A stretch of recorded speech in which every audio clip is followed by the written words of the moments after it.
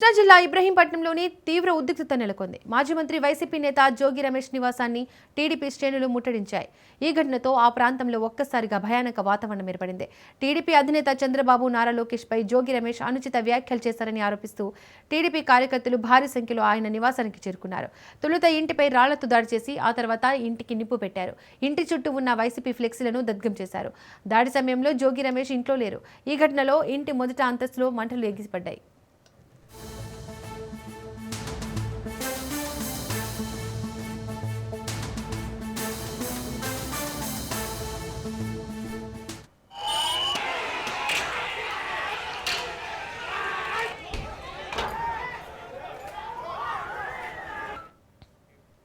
సమాచారం అందుకున్న వెంటనే అగ్నిమాపక సిబ్బంది పోలీసులు ఘటనా స్థలానికి చేరుకున్నారు. ఫైర్ సిబ్బంది మంటలను అదుపులోకి తెచ్చేందుకు ప్రయత్నిస్తుండగా పోలీసులు భారీగా మోహరించి పరిస్థితిని శాంతింపజేసేందుకు చర్యలు చేపట్టారు.